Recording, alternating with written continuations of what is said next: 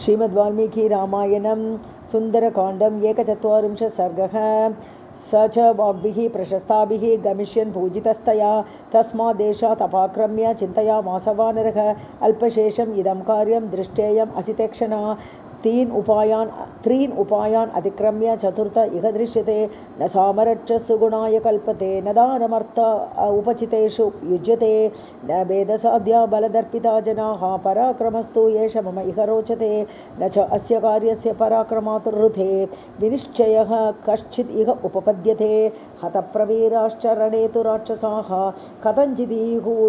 यद् इह अद्य मार्दवम् कार्ये कर्मणि निर्वृत्ते यो बहूनि अपि साधयेत् पूर्वकार्य अविरोधेन स कार्यं कर्तुम् अर्हति न हि एकः साधकः हेतुः स्वल्पस्य अपि इह कर्मणः यो हि अर्थं बहुधा वेद स समर्थः अर्थसाधने इहैव तावत् कृतनिश्चयो हि अहं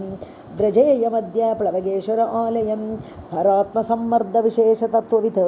ततः कृतं स्यात् मम भर्तृशासनं कथं नु खलु अद्य भवेत् सुखागतं प्रसह्य युद्धं मम राक्षसैः सह तथैव खलु आत्मबलं च सारवत् समानयेत् मां च रणे दशाननः ततः समासाद्य रणे दशाननं स मन्त्रिवर्गं सबलं स यायिनं हृदि स्थितं तस्य मतं बलं च सुखेन मत्वा अहम् इतः पुनर्व्रजे इदम् अस्य नृशंसस्य नन्दनोपमम् उत्तमं वनं नेत्रमनःखान्तं नाना दुर्मलतायुतम् इदं विध्वंसयिष्यामि शुष्कं वनमिव अनलः अस्मिन् भग्ने ततः कोपं करिष्यति स रावणः ततो महत् स अश्वमहारथद्विपं बलं सम् आनेष्यति राक्षसाधिपः त्रिशूलकालाय स पट्टिशायुधं ततो महद् युद्धं भविष्यति अहं सतैः संयति चण्डविक्रमैः समेत्य रक्षोभिः अभङ्गविक्रमः निगत्य तद्रावणचोदितं बलं सुखं गमिष्यामि हरीश्वरालयं ततो मारुतवत् क्रुद्धः मारुतिः भीमविक्रमः ऊरुवेगेन महता द्रुमान् क्षेप्तुम् अथ आरभत ततस्तद् हनुमान् वीरः बभञ्ज प्रमदावनं मत्तद्विज समागुष्टं नाना दुर्मलतायुतं तद्वनं मतितैः वृक्षैः भिन्नैश्च सलिलाशयैः चूर्णितैः पर्वताग्रैश्च बभूव अप्रियदर्शनं नाना शकुन्दविरुतैः प्रभिन्न सलिलाशयैः ताम्रैः किसलयैः क्लान्तैः क्लान्तद्रुमलतायुतैः न बभौ तद्वनं तत्र दावानलहतं यथा व्याकुल आवरणा रेजुः विह्वला इव लताः लतागृहैश्चित्रगृहैश्च साधितैः व्यालैर्मृगैरार्तवरवैश्च पक्षिभिः शिलागृहैः उन्मदितैः तथा गृहैः प्रनष्टरूपं तद् अभूत् महत्वनं सा विह्वल अशोकलता प्रधाना वनस्थली शोकलता प्रधाना जाता दशास्य प्रमदावनस्य कपेः बलात् हि प्रमदावनस्य ततः स कृत्वा जगतीपते महान् महद्व्यलीकं मनसः महात्मनः ईत्सुः एकः बहुभिः महाबलैः श्रिया ज्वलन् तोरणम् आश्रितः कपिः इति श्रीमद् रामायणे वाल्मीकि आदिकाव्ये सुन्दरकाण्डे 140 सर्गः। सीतारामाभ्यां नमः। 240 सर्गः। ततः पक्षिनिनादेन वृक्षभङ्गस्वनेन च बभूवुः त्राससम्भ्रान्ताः सर्वे लङ्कानिवासिनः विद्रुताश्च भयत्रस्ताः विनेदुः मृगपक्षिणः रक्षसांस च निमित्तानि क्रूराणि प्रतिपेदिरे ततो गतायां निद्रायां राक्षस्यः विकृताननाः तद्वनं ददृशुः भग्नं तं च वीरं महाकपिं स ताः दृष्ट्वा महाबाहुः महासत्त्वः महाबलः चकार सुमहद्रूपं राक्षसीनां भयावहं ततस्तु गिरिसङ्काशम् अतिकायं महाबलं राक्षस्यः वानरं दृष्ट्वा पप्रच्छुः जनकात्मजा को अयं कस्य कुतो वा अयं किन्निमित्तम् इह आगतः कथं त्वया सह अनेन संवादः कृत इति उत आचक्ष्व नः विशालाक्षी मा भूते सुभगे भयं संवादम् असितापाङ्गी त्वया किं कृतवानयम् अथ अब्रवीत् तदा साध्वी सीता सर्वाङ्गशोभना राक्षसां कामरूपाणां विज्ञाने का गतिर्मम यूयमेव अस्य जानीत यो अयं यद्वा करिष्यति अहिरेव हि अहेः पादान् विजानाति न संशयः अहमपि अधिभीतास्मि नैव जानामि को हि अयं वेद्मि राक्षसम् एव एनं कामरूपिणम् आगतं वैदेह्या वचनं श्रुत्वा राक्षसः विद्रुता द्रुतं स्थिताः काश्चित् गताः काश्चित् रावणाय निवेदितुं रावणस्य समीपे तु राक्षसः विकृताननाः विरूपं वानरं भीमं रावणाय निवेदिषुः अशोकवनिका मध्ये राजन् भीमवपुः कपिः सीतया संवादः तिष्ठति अमितविक्रमः न च तं जानकी सीता हरिं हरिणलोचना अस्माभिः बहुधा पृष्ठ निवेदयितुम् इच्छति वासवस्य भवेद्दूतः दूतो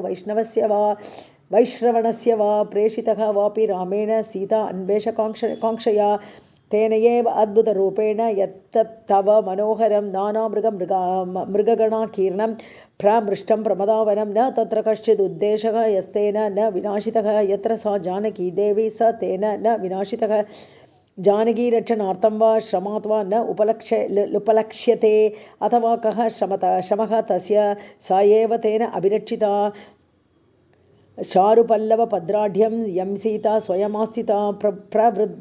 प्रवृद्धः शिंशुपावृक्षः स च तेन अभिरक्षितः तस्य उग्ररूपस्य उग्रं त्वं दण्डम् आज्ञातुम् अर्हसि सीता सम्भाषिता येन वनं तेन विनाशितं मनःपरिगृहीतं तां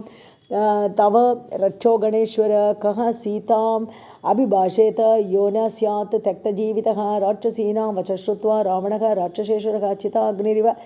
स जज्वाल कोपसंवर्तित ईक्षणः तस्य क्रुद्धस्य नेत्राभ्यां प्रापतन् अश्रुबिन्दवः दीप्ताभ्यामिव दीपाभ्यां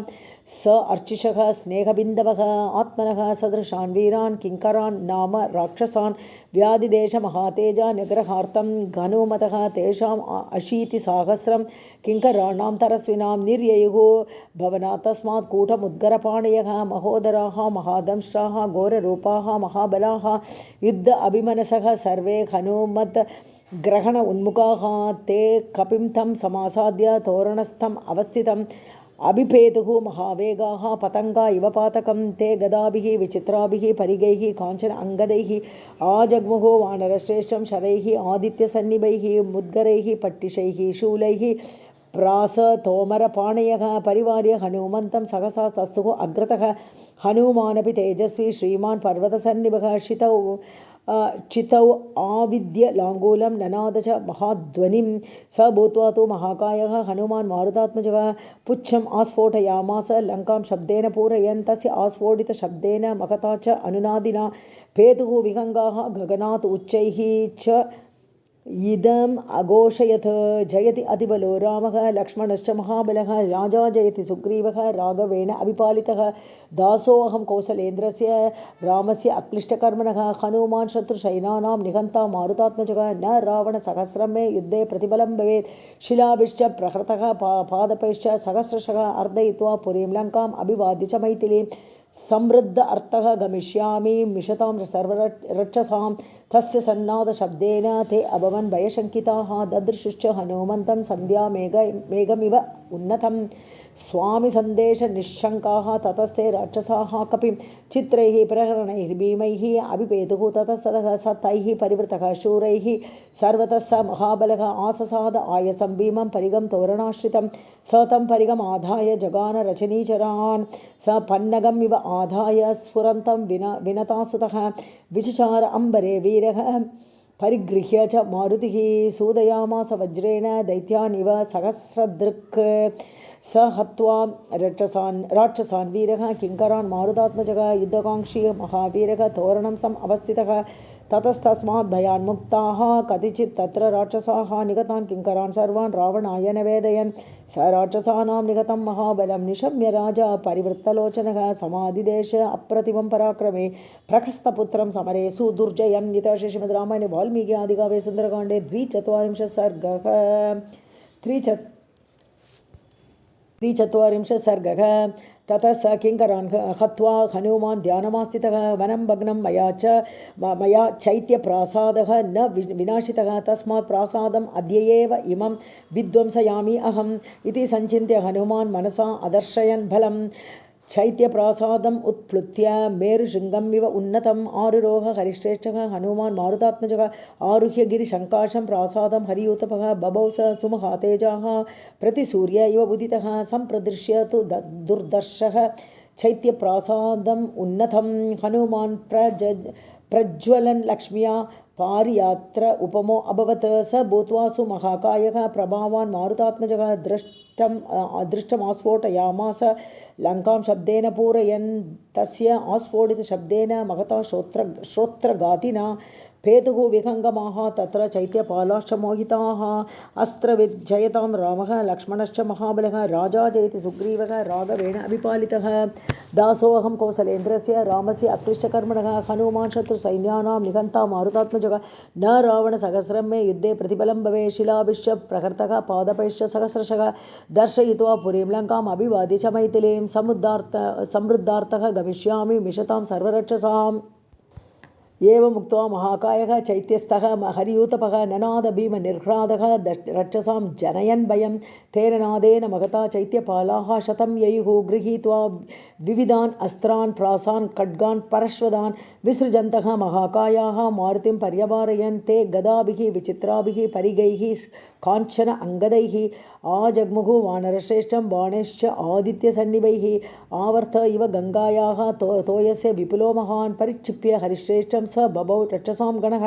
ततो वातात्मजः क्रुद्धः भीमरूपं समास्थितः प्रासादस्य महान्तस्य स्तम्भं हेमपरिष्कृतम् उत्पाट्ययित्वा वेगेन हनुमान् मारुतात्मजः ततस्तम्भ्रामयामास शतधारं महाबलः। तत्र च अग्निः समभवत् प्रासादश्चापि अदह्यत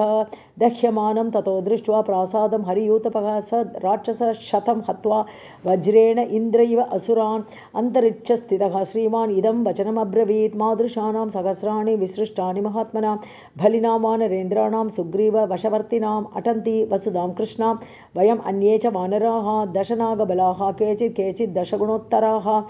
केचित् नागसहस्रस्य बभूवुः तुल्यविक्रमाः सन्ति च ओगबलाः केचित् सन्ति बल उपमाः अप्रमेयबलाः केचित् तत्र आसन् हरियूतपाः। ईदृग्विदैस्तु हरिभिः वृतः दन्तनकायुधैः शतैः शतसहस्रैश्च कोटिभिश्च आयुधैरपि आगमिष्यति सुग्रीवः सर्वेषां वह निषूदनः। न इयमस्ति पुरी लङ्का न यूयं न च रावणः यस्य तु इक्ष्वाकुवीरेण बद्धं वैरं महात्मना। इति श्रीमद्रामायणे वाल्मीकि आदिकाव्ये सुन्दरकाण्डे 43 सर्गः। सीतारामाभ्यां नमः। 44 सर्गः। सन्दिष्टः राक्षसेन्द्रेण प्रहस्तस्य सुतो बली जम्बुमाली महादंष्ट्रः निर्जगाम धनुर्धरः रक्तमाल्याम्बरधरः श्रग्वी रुचिरकुण्डलः महान् विवृत्तनयनः छण्डः समरदुर्जयः धनुः शक्रधनुप्रख्यं महत् रुचिरसायकं विस्फारयाणः वेगेन वज्र अशनि समस्वनं। तस्य विस्फारघोषेण धनुषः महतादिशः प्रदिशश्च नभश्चैव सहसा सम् अपूर्यथ। रथेन करयुक्तेन तम् आगतम् उदीच्य सः हनुमान् वेगसम्पन्नः जगर्षस ननाद च तं तोरणविटङ्गस्थं हनुमन्तं महाकपिं जम्बुमाली महातेजा विव्याध निशितैः शरैः अर्धचन्द्रेण वदने शिरसि एकेन कर्णिना बाह्वोः विव्याध नाराचैः दशभिस्तो कपीश्वरं तस्य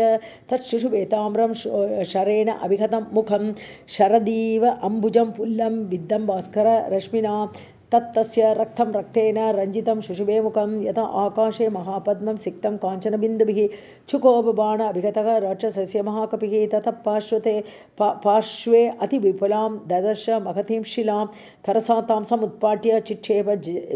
जववत् बली तां शरैः दशभिः क्रुद्धः ताडयामास राक्षसः। विपन्नं कर्म तद्दृष्ट्वा हनुमान् चण्डविक्रमः सालं विपुलमुत्पाट्य भ्रामयामास वीर्यवान्। भ्रामयन्तं कपिं दृष्ट्वा सालवृक्षं महाबलं चिक्षेपसु बहून् प्राणान् जम्बुमाली महाबलः सालं चतुर्भिश्चिच्छेद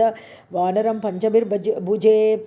उरसि एकेन बाणेन दशभिस्तो स्तनान्तरे स शरैः पूरिततनुः क्रोधेन महतावृतः तमेव परिगं गृह्य भ्रामयामास वेगितः अतिवेगेन भ्रामयित्वा बलोत्कटः परिगं पातयामास जम्बुमालेः महा उरसि तस्य चैव शिरो नास्ति न बाहु जानुनि न च न धनुः न रथः न अश्वाः तत्र अदृश्यन्त न इषवः। स हतः तरसा तेन जम्बुमाली महारथः पपात निहतः भूमौ चूर्णित अङ्गः इव द्रुमः। जम्बुमालिं सुनिहितं किङ्करांशमहाबलान् शुक्रोध रावणः श्रुत्वा क्रोधसंरक्तलोचनः सरोषसंवर्तितताम्रलोचनः प्रहस्तपुत्रे निहते महाबले अमात्यपुत्रान् अतिवीर्यविक्रमान् समादिदेश आशु निशाचरेश्वरः। इतिहासे श्रीमद्रामायणे वाल्मीकि आदिकाव्ये सुन्दरकाण्डे 44 सर्गः। सीतारामाभ्यां नमः। 45 सर्गः। ततस्ते राक्षसेन्द्रेण चोदिताः मन्त्रिणः सुताः निर्ययुः भवनात् तस्मात् सप्तार्चिः वर्चसः महद्बलपरिवारा धनुष्मन्तः महाबलाः कृत अस्त्रविदां श्रेष्ठाः परस्परजयैषिणः हेमजालपरिक्षिप्तैः ध्वजवद्भिः पताकिभिः तोयदस्वननिर्घोषैः वाजियुक्तैः महारथैः तप्तकाञ्चन चित्राणि चापानि अमितविक्रमाः विस्फारयन्तः संहृष्टाः तडित्वन्त इव अम्बुदाः जनन्यः ताः ततस्तेषां विदित्वा किङ्करान् हतान् बभूवुः शोकसम्भ्रान्ताः स बान्धव सुहृज्जनाः ते परस्परसङ्घर्षा तप्तकाञ्चनभूषणाः अभिपेतुः हनुमन्तं तोरणस्थम् अवस्थितं सृजन्तः बाणवृष्टिं ते रथगर्जितनिस्वनाः प्रावृत्कालैव अम्बोदाः विचेरुः अनैऋत अम्बुदाः अवकीर्णः ततस्ताभिः हनुमान् शरवृष्टिभिः अभवत् संवृत आकारः शैलराडिव वृष्टिभिः स शरान् वञ्चयामास तेषाम् आशुचरः कपिः रथवेगांश्च वीराणां विचरन् विमले अम्बरे स तैः क्रीडन् धनुष्मद्भिः व्योम्नि वीरः प्रकाशते धनुष्मद्भिः यथा मेघैः मारुतः प्रभुः अम्बरे स कृत्वा निनदं घोरं त्रासयन् तां महाचमों चकार हनुमान् वेगं तेषु रक्षस्सु वीर्यवान् तलेन अभिहनत् कांश्चित् पादैः कांश्चित् परन्तपः मुष्टिभिः च अहनत् कांश्चित् नखैः कांश्चित् व्यधारयत् प्रममाथ उरसा कांश्चित् ऊरुभ्यां परानपि केचित् तस्य एव नादेन तत्रैव पतिता भुवि ततस्तेषु अवसन्नेषु भूमौ निपतितेषु च तत्सैन्यम् अगमत् सर्वं दिशो दश भयार्दितं विनेदुः विस्वरं नागाः निपेतुः भुविवाजिनः भग्ननीडध्वजच्छत्रैः भूश्च कीर्णा अभवत् रथैः स्रवता रुधिरेण अथ स्रवन्त्यः दर्शिताः पति विविधैश्च स्वनैः लङ्का ननाद विकृतं तदा सतान् प्रवृद्धान् विनिहत्य राक्षसान् महाबलश्चण्डपराक्रमः कपिः युत्सुः अन्यैः पुनरेव राक्षसैः तदेव वीरः अभिजगाम तोरणम्। इतिहासे श्रीमद्रामायणे वाल्मीकि आदिकाव्ये सुन्दरकाण्डे 45 सर्गः। सीतारामाभ्यां नमः। 46 सर्गः। हतान् मन्त्रिसुतान् बुद्ध्वा वानरेण महात्मना रावणः संवृत आकारः चकार मतिमुत्तमाम् स विरूपाक्ष यूपाक्षौ दुर्धरं चैव राक्षसं प्रगसंवासकर्णं च पञ्चसेनाग्रनायकान् सन्दिदेश दशग्रीवः वीरान् नयविशारदान् हनुमद्ग्रहणे अव्यग्रान् वायुवेगसमान् युधि यात सेनाग्रगाः सर्वे महाबलपरिग्रहाः स वाजीरथमातङ्गाः स कपिः शास्यतामिति यत्तैश्च खलु भाव्यं स्यात् तम् आसाद्य वनालयं कर्म चापि समादेयं देशकाल अविरोधितं न हि अहं तं कपिं मन्ये कर्मणा प्रतितर्कयन् सर्वथा तन्महद्भूतं महाबलपरिग्रहं वानरो अयमिति ज्ञात्वा न हि शुध्यति मे मनः नैव अहं तं कपिं मन्ये यथा इयं प्रस्तुता कथा भवेत् इन्द्रेण वा सृष्टम् अस्मदर्थं तपोबलात् स नाग यक्ष गन्धर्व देव असुर महर्षयः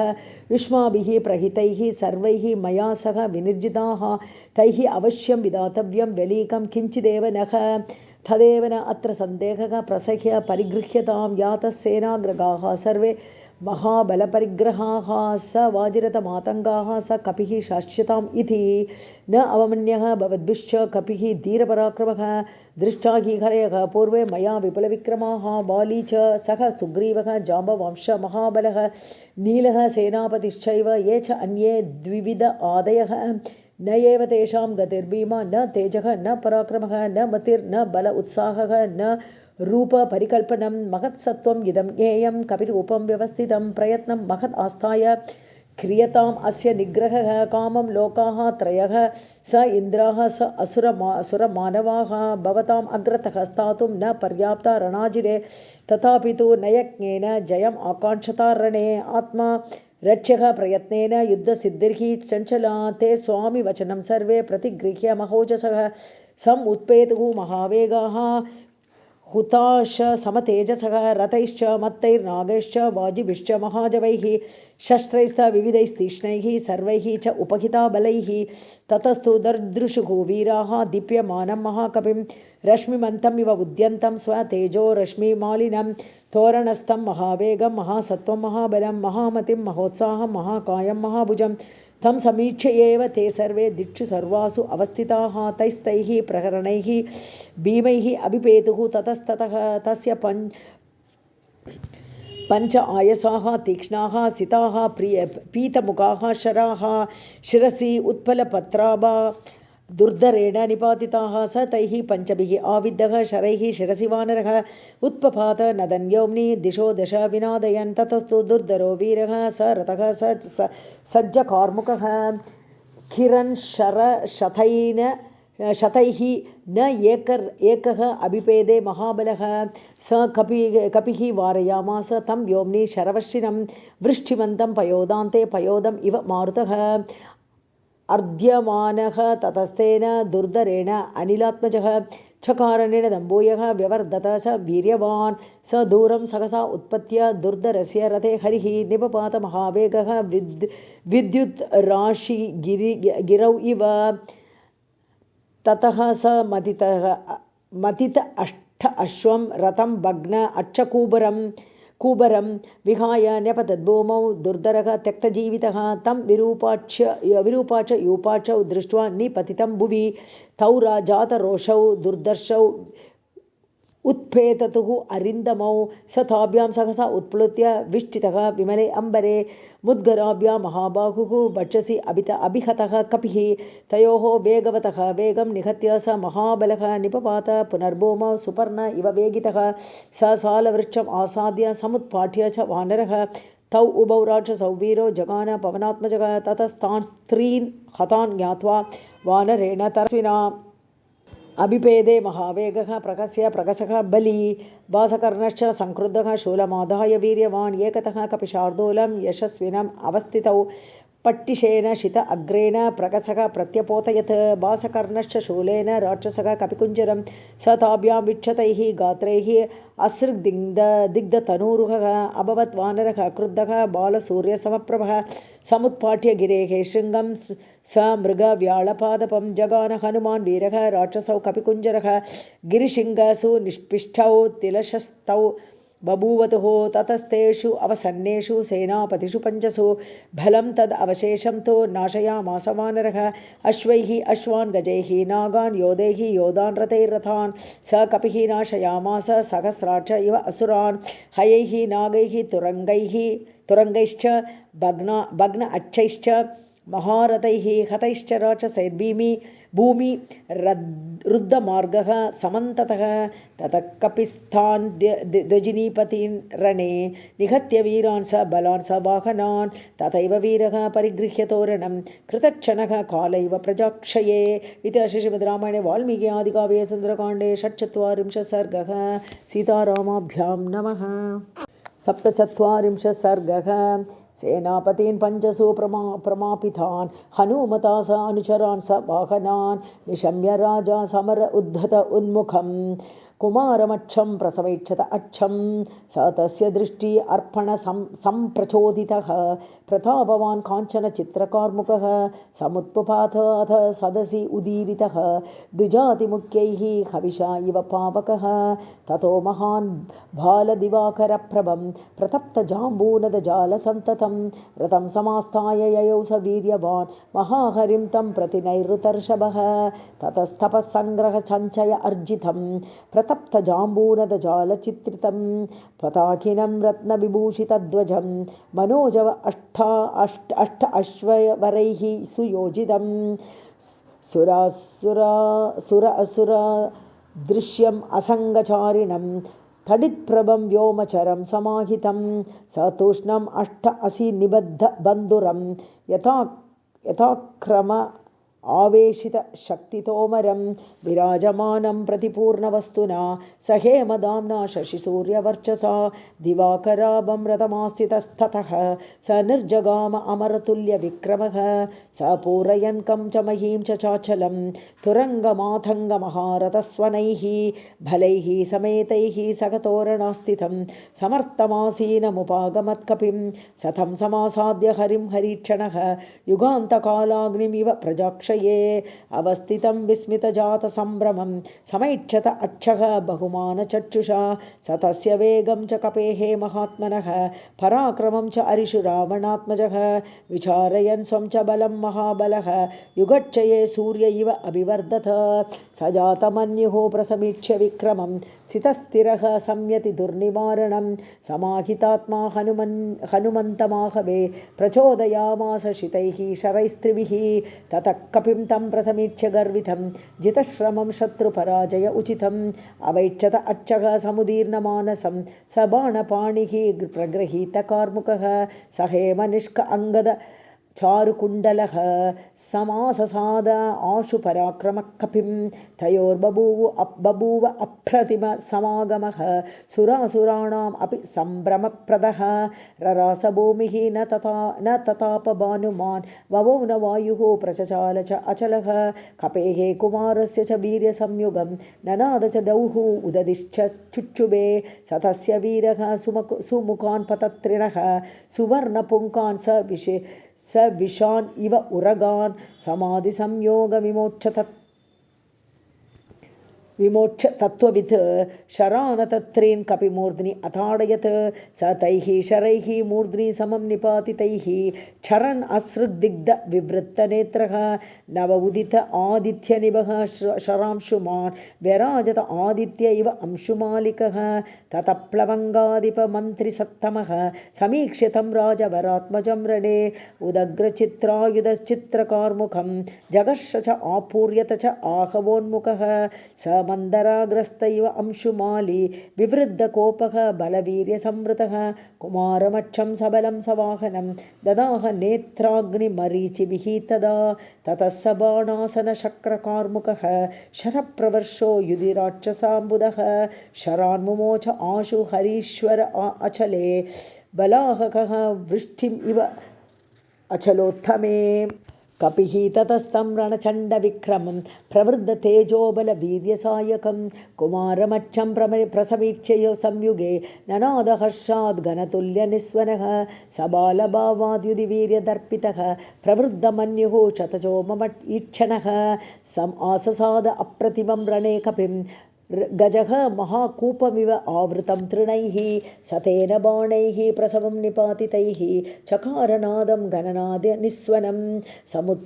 समुत्सहेन आशु नभसमारुजन् भुज ऊरुविक्षेपण घोरदर्शनः तमुत्पतन्तं सम् अभिद्रवद्बली स राक्षसानां प्रवरः प्रतापवान्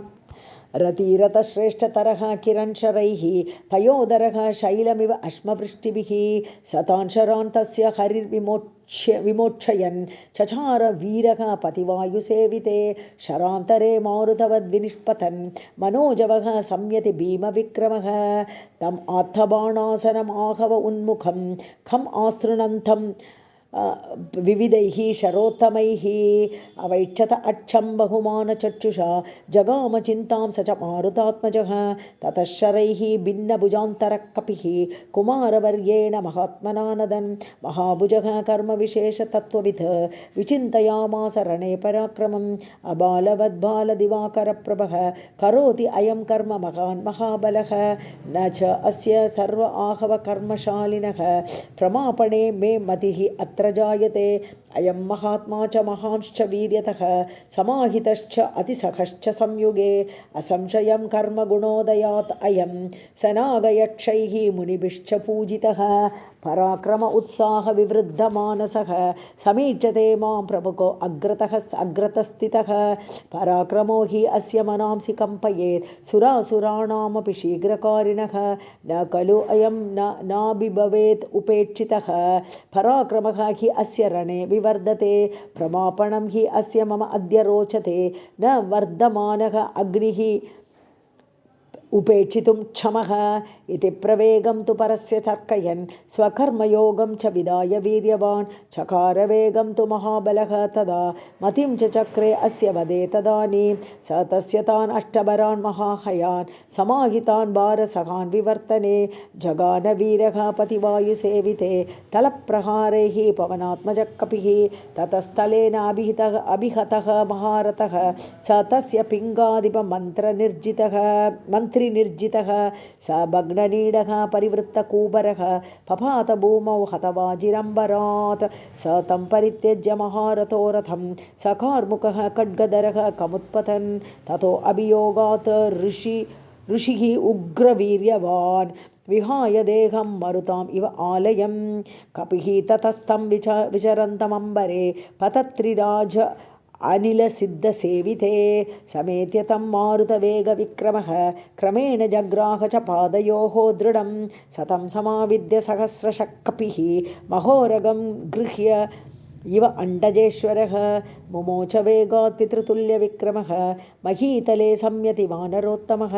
स भग्नबाहु ऊरुकटिपयोदरः क्षरन् अश्रुक् निर्मथित लोचनः संभिन्नसन्धिः प्रविकीर्णबन्धनः हतः क्षितौ वायुसुतेन राक्षसः महाकपिः भूमितले निपीड्यतं चकार रक्षो अधिपतेः महद्भयं महर्षिभिः चक्रचरैः समागतैः सवेत्य भूतैश्च स यक्षपन्नगैः सुरैश्च स इन्द्रैः वृषजात विस्मयैः हते कुमारे स कपिर्निरीक्षतः कपिः निरीक्षितः निहत्य तं वज्रिसुतोपमं रणे कुमारमक्षं शतजोपमेक्षणं तदेव वीरः अभिजगामतोरणं कृतक्षणः काल इव प्रजाक्षये। इतिहासे श्रीमद्रामायणे वाल्मीकि आदिकाव्ये सुन्दरकाण्डे 47 सर्गः। सीतारामाभ्यां नमः। 48 सर्गः। ततस्तु रक्षोधिपतिर्महात्मा हनुमता अक्षे निहते कुमारे मनस्समादाय सदैव कल्पं समाधिदेश इन्द्रजितं सरोषः त्वम् अस्त्रवित् शस्त्रभृतां वरिष्ठः सुरासुराणामपि शोकदाता सुरेषु स इन्द्रेषु च दृष्टकर्मा पितामह आराधनसञ्चित अस्त्रः त्वद् अस्त्रबलम् आसाद्य स सुराः स मरुद्गणाः न शेकुः समरे स्थातुं सुरेश्वर समाश्रिताः न कश्चित् त्रिषु लोकेषु संयुगे न गतश्रमः भुजवीर्य अभिगुप्तश्च तपसा च अभिरक्षितः देशकालप्रधानश्च त्वमेव मतिसत्तमः न ते अस्ति अशक्यं समरेषु कर्मणां न ते अस्ति अकार्यं मतिपूर्वमन्त्रणे न सः अस्ति कश्चित् त्रिषु सङ्ग्रहेषु न वेद यस्ते अस्त्रबलं बलं च ममानुरूपं तपसो बलं च ते पराक्रमश्च अस्त्रबलं च संयुगे न त्वां समासाद्य रणावमर्दे मनश्रमं गच्छति निश्चितार्थं निगताः किङ्करा सर्वे जम्बुमाली च राक्षसः अमात्यपुत्रा वीराश्च पञ्चसेनाग्रगामिनः फलानि सुसमृद्धानि स अश्वनागरथानि च सहोदरः ते दैतः कुमारो अक्षश्च सूदितः न तु तेषु एव मे सारः यः त्वयि अरिनिषूदन इदं च दृष्ट्वा निहतं महद्बलं कपेः प्रभावं च पराक्रमं च त्वम् आत्मनश्चापि निरीच्य सारं कुरुष्व वेगं स्वबलानुरूपं बलावमर्दः त्वयि सन्निकृष्टे यथा गतेषां यतिषा शान्तशत्रौ तथा समीक्ष्य आत्मबलं परं च समारभस्व अस्त्रभृतां वरिष्ठ न वीरसेना गणशच्छवन्ति न वज्रमाधाय विशालसारं न मारुतस्य अस्ति गतिप्रमाणं न च अग्निकल्पः करणेन हन्तुं तमेवमर्थं प्रसमीक्ष्य सम्यक् स्वकर्मसाम्याद्धि समाहितात्मा स्मरंश्च दिव्यं धनुषो अस्य वीर्यं व्रज अक्षतं कर्म समारभस्व न खलु इयं मतिश्रेष्ठ यत्त्वां प्रप्रेषयामि अहम् इयं च राजधर्माणां शत्रस्य च मतिर्मता नानाशस्त्रेषु सङ्ग्रामे वैशारद्यम् अरिन्दम अवश्यमेव बोद्धव्यं काम्यश्च विजयोरणे ततपितुस्तद्वचनं निशम्य प्रदक्षिणं दक्ष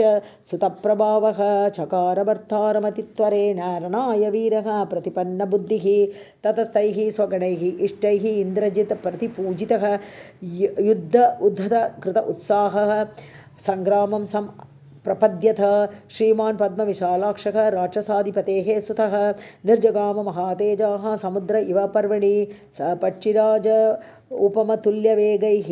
व्याघ्रैश्चतुर्भिः स तु दंष्ट्रैः रथं समायुक्तम् असह्यवेगः समारुरोह इन्द्रकल्पः स रथी धन्विनां श्रेष्ठः शस्त्रज्ञः अस्त्रविदाम्बरः रथेन अभिययौ क्षिप्रं हनुमान् यत्र सः अभवत् स तस्य रथनिर्घोषं जास्वनं कार्मुकस्य च निशम्य हरिवीरौ असौ सम्प्रहृष्टतरो अभवत् इन्द्रजित् चापमादाय श्रितशल्यांश्च सायकान् हनुमन्तम् अभिप्रेत्य जगाम रणपण्डितः तस्मिन् ततः सम्यति जातहर्षे रणाय निर्गच्छति बाणपाणौ दिशश्च सर्वाः कलुषा बभूवुः मृगाश्च रौद्रा बहुधान्विनेदुः समागताः तत्र तु नागयक्षाः महर्ष्यः चक्रचराश्च सिद्धाः नभः समावृत्य च पक्षिसङ्गाः विनेदुः उच्चैः परमप्रकृष्टाः आयान्तं स रथं दृष्ट्वा तूर्णम् इन्द्रध्वजं कपिः ननाद च महानादं व्यवर्धत च वेगवान् इन्द्रजित् स रथं दिव्यम् आश्रित चित्रकार्मुकः धनुर्विस्फारयामास तडित् ऊर्जित निस्वनं ततः समेतौ अतितीक्ष्णवेगौ महाबलौ तौ रणनिर्विशङ्कौ कपिश्चरक्षोधिपतेः तनूजः सुरासुरेन्द्रौ इव बद्धवैरौ स तस्य वीरस्य महारथस्य धनुष्मतः सम्यति सम्मतस्य शरप्रवेगं व्यहनत्प्रवृद्धः चचार मार्गे पितुरप्रमेयः ततः शरानायत तीक्ष्णशल्यान् सुपत्रिणः काञ्चन चित्रपुङ्खान् मुमोच वीरः परवीरहन्ता सुसन्ततान् वज्रसमानवेगान् ततः तत्स्यन्दननिस्वनं च मृदङ्गभेरी पटकस्वनं च विकृष्यमाणस्य च कार्मुकस्य निशम्यघोषं पुनरुत्पपाथ शराणामन्तरेषु आशु व्यावर्तत महाकपिः हरिः तस्य अभिलक्ष्यस्य मोक्षयन् लक्ष्यसङ्ग्रहं शराणाम् अग्रतः तस्य पुनः अभिवर्तत प्रसार्य हस्तौ हनुमान् उत्पपात अनिलात्मजः तौ उभौ वेगसम्पन्नौ रणकर्मविशारदौ सर्वभूतमनोग्राही चक्रतुः युद्धम् उत्तमं हनुमतो वेदनराक्षसो अन्तरं न मारुतिः तस्य महात्मनः अन्तरं परस्परं निर्विशगौ बभूवतुः समेत्य तौ देव समानविक्रमौ ततस्तु लक्ष्ये स विहन्यमाने सरेषु अमोघेषु च सम्पतत्सु जगाम चिन्ता महतीं महात्मा समाधिसंयोगसमाहितात्मा ततो मतिं राक्षसराजसूनुः चकार तस्मिन् हरिवीरमुखे अवद्यतां तस्य कपेः समीक्ष्य कथं निगच्छेत् इति निग्रहार्थं ततः पैतामहं वीरसो अस्त्रम् अस्त्रविदाम्बरः सन्ददेसु महातेजाः तं हरिप्रवरं प्रति अवध्यो अयमिति ज्ञात्वा तम् अस्त्रेण अस्त्रतत्त्ववित् निर्जग्राह महाबाहो मारुतात्मजम् इन्द्रजित् तेन बद्धः ततो अस्त्रेण राक्षसेन सवानरः अभवन् निर्विचेष्टश्च पपात स महीतले ततोदबुद्ध्वा च तदस्त्रबन्धं प्रभोः प्रभावाद्विगत अल्पवेगः पितामह अनुग्रहमात्मनश्च विचिन्तयामास हरिप्रवीरः ततः स्वायम्भुवैः मन्त्रैः ब्रह्मास्त्रं च अभिमन्त्रितं हनुमान् चिन्तयामास वरदानं पितामहात् न मे अस्य बन्धस्य च शक्तिरस्ति विमोक्षणे लोकगुरोः प्रभावात् इत्येवमेवं विहितः अस्त्रबन्धः मया आत्मयोनेः अनुवर्तितव्यः स वीर्यम् अस्त्रस्य कपिर्विचार्य पितामह अनुग्रहम् आत्मनश्च विमोक्षशक्तिं परिचिन्तयित्वा पितामह आज्ञाम् अनुवर्तते स्म अस्त्रेणापि हि बद्धस्य भयं मम न जायते पितामह महेन्द्राभ्यां रक्षितस्य अनिलेन च ग्रहेण चापि रक्षोभिः महन् मे गुणदर्शनं राक्षसेन्द्रेण सम्बाधकः तस्मात् गृह्णन्तु मां परे स निश्चितार्थः परवीरहन्ता समीक्ष्यकारी विनिवृत्तचेष्टः परैः प्रसह्य विगतैः निगृह्य ननादतैः परिभर्त्स्यमानः ततस्ते राक्षसा दृष्ट्वा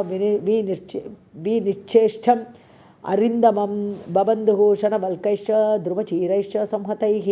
सरोचयामास परैश्च बन्धं प्रसह्य वीरैः अभिगर्हणं च कौतूहलात् मां यदि राक्षसेन्द्रः द्रष्टुं व्यवस्येत् इति निश्चितार्थः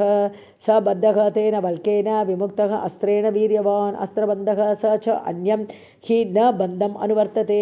अत इन्द्रजित्तं द्रुमचीरबद्धं विचार्य वीरः कपिसत्तमं तं विमुक्तमस्त्रेण जगाम चिन्ताम् अन्येन बद्धः अपि अनुवर्तते अस्त्रम्